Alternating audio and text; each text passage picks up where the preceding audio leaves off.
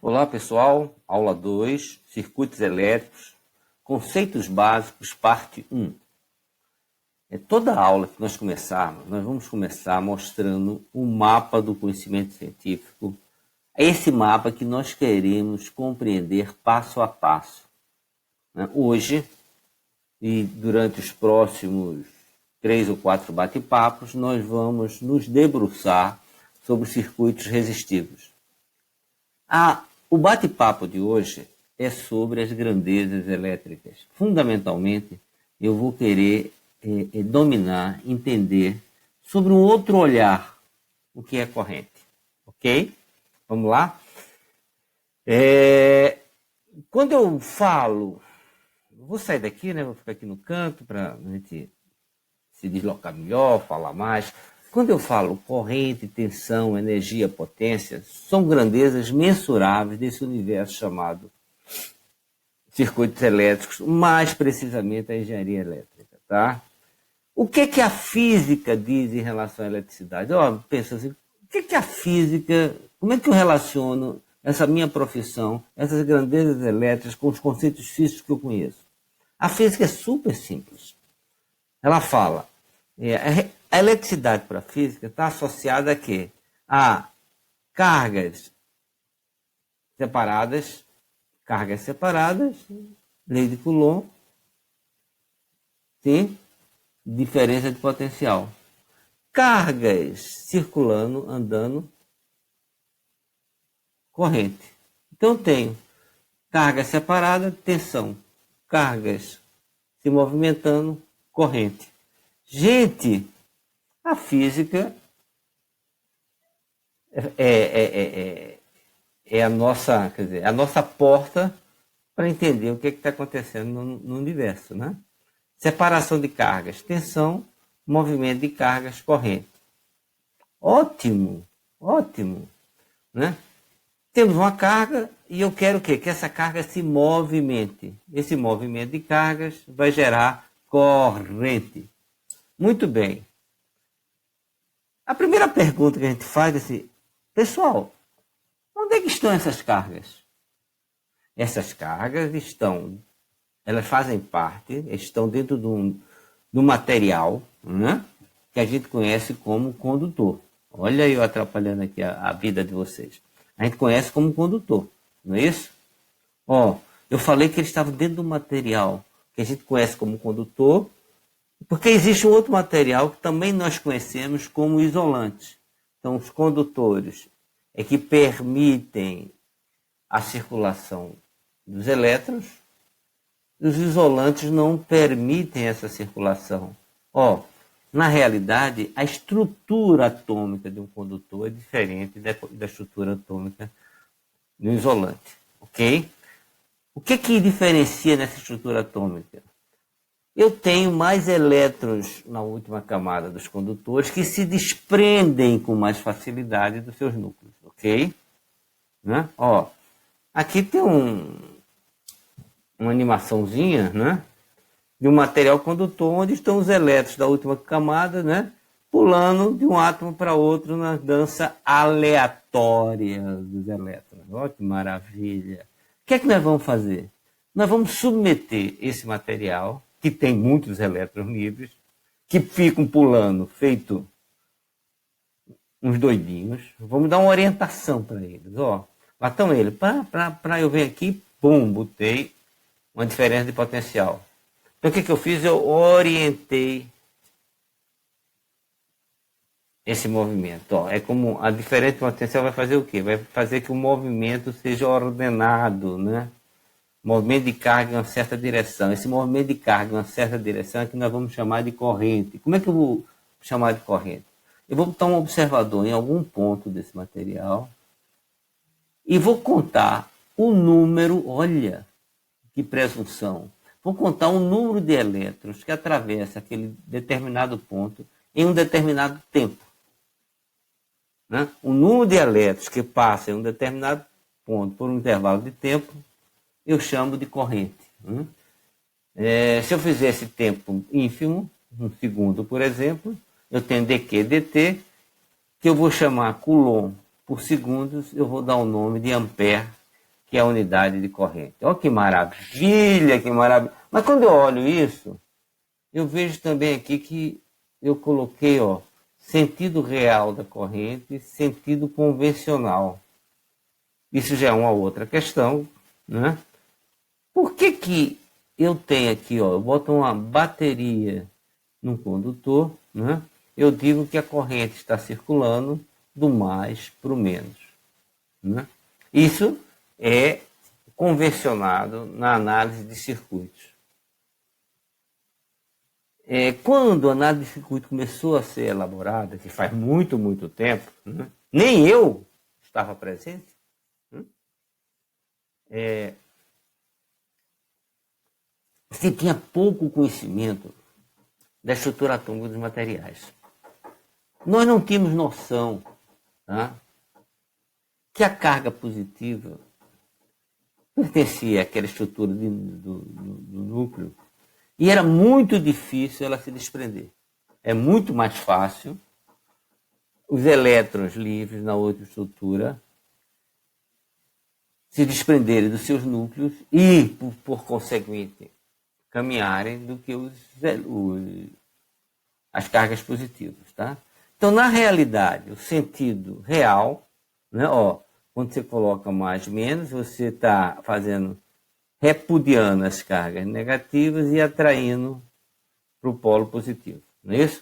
Força de atração, força de repulsão. Ok? Ah, mas aqui, professor, teria, mas aí é que eu te falei, o núcleo, daí que veio o nome, o núcleo duro. Hein? Muito bem. Ó. Naquele tempo, nada se... Vamos pegar uma bolota aqui. Naquele tempo, nada se conhecia sobre a estrutura dos átomos. Não se sabia que as cargas positivas eram fortemente ligadas ao núcleo. Portanto, não poderia haver fluxo de cargas positivas. Né? Então, isso aqui, ó, para... Quando a física descobriu esse fato, o conceito anterior já estava consolidado. Era amplamente utilizado em análise de circuitos. Está entendido? Preciso repetir? Não, pelo amor de Deus, professor, vamos embora, vamos. Curiosidades. Você sabia, né? Se vou botar um observador aqui,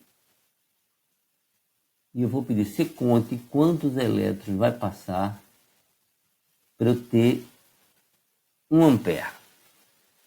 Para eu ter 1 ampere, é 1 coulomb por segundo, eu vou precisar de 6 quintilhões de elétrons por segundo.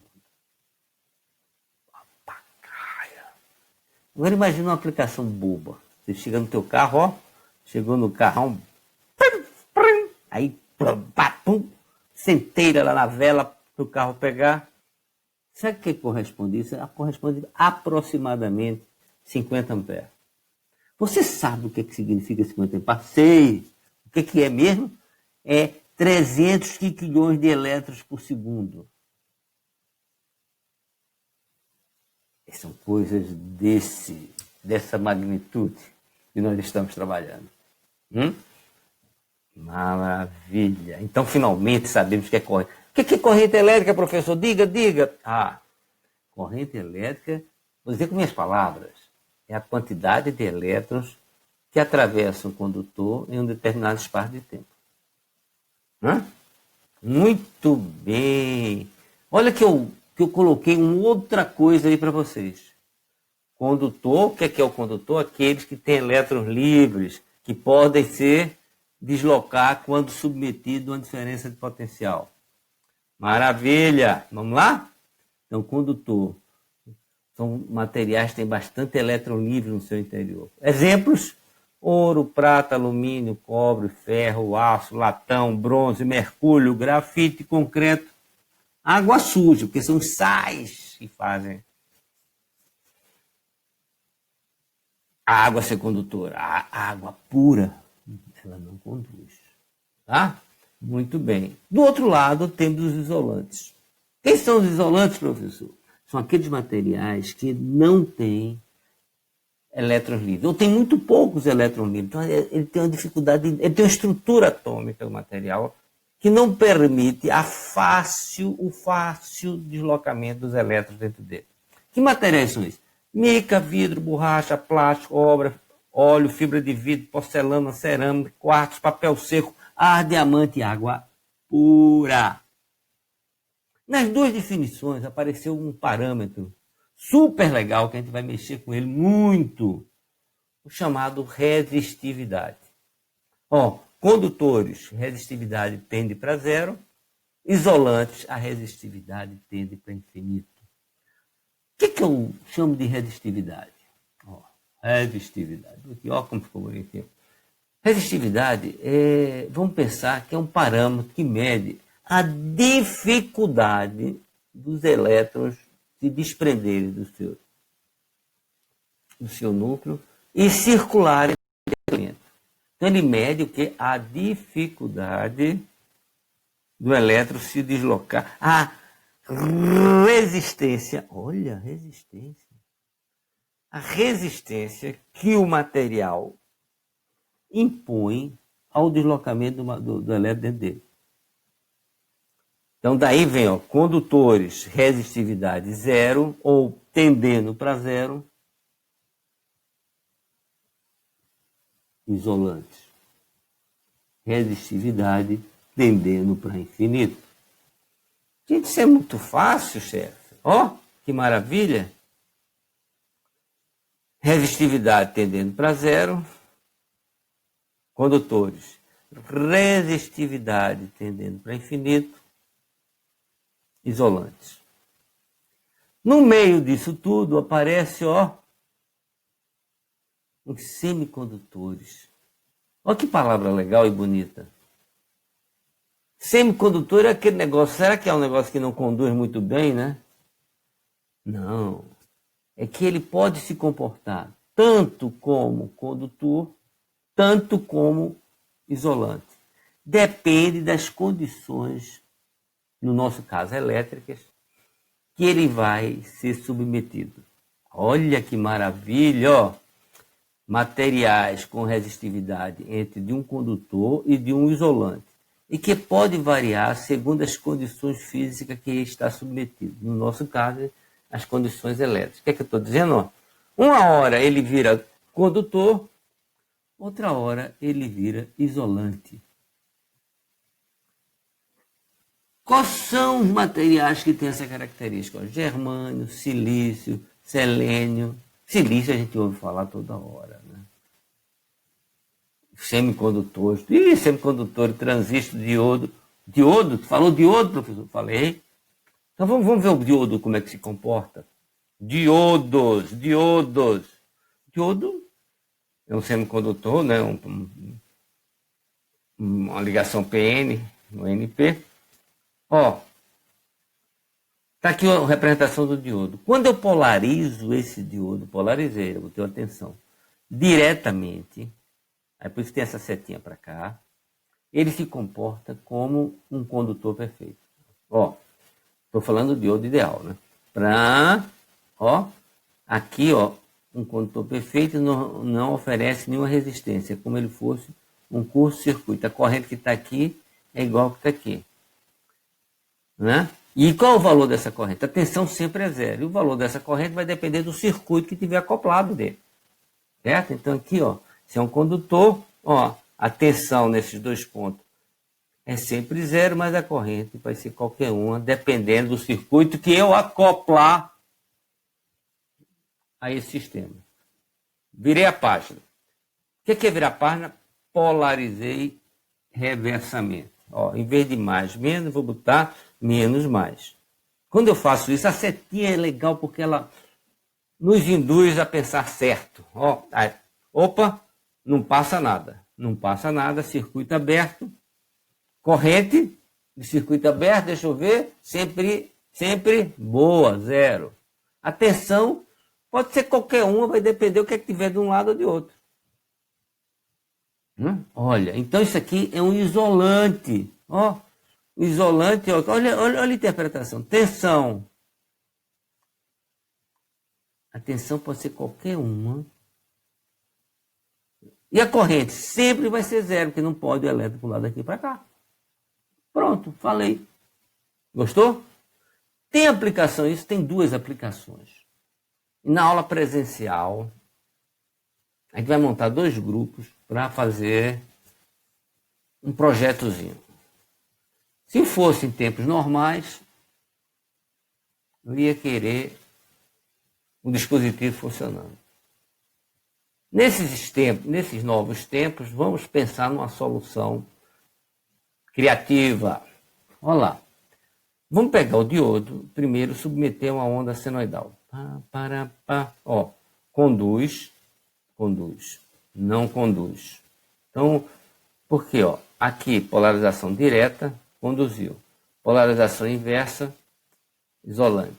Direta, conduziu, inversa, isolante. Vamos voltar aqui. Direta, conduziu, ó, conduziu, isolou. Conduziu, isolou.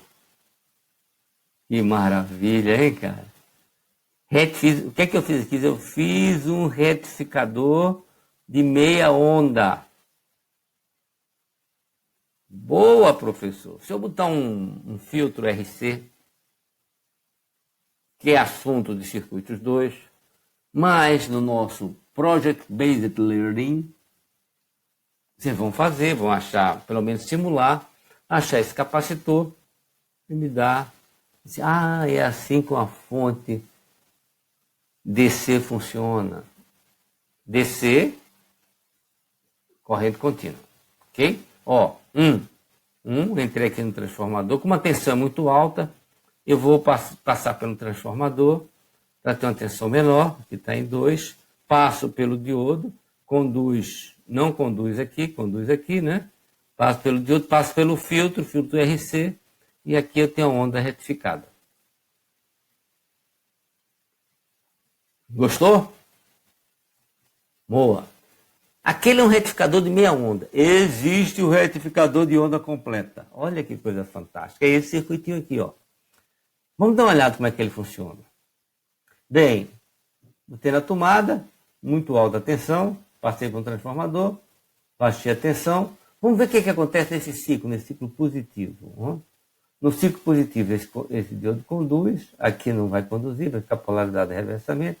Então o sinal vem por aqui, aqui em D2 ele já foi polarizado de reversamento, então ele só tem um caminho de D4, fechou. Então ele conduziu, ó, esse ciclo aqui deu origem a esse aqui.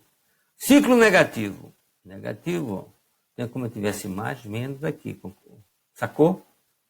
Mais, menos, sinal vem, então passa por esse, polarizou esse negativamente. Vem, ó, passa pela carga. Esse aqui está polarizado negativamente, vem para cá.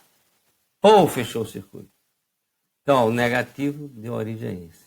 Aí, volta para o ciclo positivo que dá origem a isso. Daí, o retificador de onda completa. O que é que falta fazer? Coloco meu filtro RC na saída e retifico.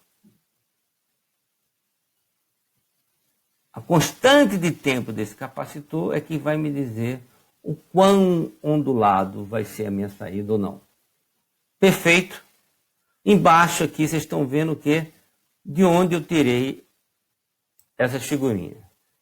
Tem um site que você vai ver retificador de onda completa em ponte, que é o nome desse retificador. Vai estar tudo lá para os senhores. Eu não quero que vocês copiem, isso aí vai ser inspiração. Aqueles 30% de inspiração e 70% de transpiração vai ser por conta da vossa equipe. Olha lá. Em termos reais, meti na tomada, passei pelo transformador, passei pelo retificador, né? Passei pelo filtro, está aqui os capacitorzinhos, cadê os capacitorzinhos? Passei pelo circuito regulador, que eu quero saber o que é que ele faz, joguei na carga. Cara, na primeira aula, na segunda aula de circuitos, eu vou fazer uma aplicação. Professor, eu vou... Qual é a tensão de saída que o senhor quer? Eu quero a tensão de saída do seu computador. Faz a fonte. Eu tenho fonte aqui? Não tem. Não ia mostrar. Faz a fonte, pega as especificações da fonte do seu laptop, do seu celular. Faz uma demonstração para mim que o seu projeto funciona. Ok? Gostou? Recapitulando, o que é que a gente viu hoje? O que é corrente? Corrente é I, DQ, DT. O que é que significa isso? Quantidade de elétron por unidade de tempo. Dentro de onde? Dentro de um condutor, porque lá é que tem os elétrons livres para eles se deslocarem. Ok? Não. Não, tá bom. Não vem mais coisa por aí. Hoje, no futuro próximo, estaremos juntos novamente. Para quê? Para dar continuidade às nossas aulas. Próximo videozinho que a gente bate bola, vamos falar de tensão, ok? Pessoal, chegou a hora de nós nos despedirmos. Circuito do coração e até a próxima. Foi um prazer estar com vocês hoje aqui. Bye, bye.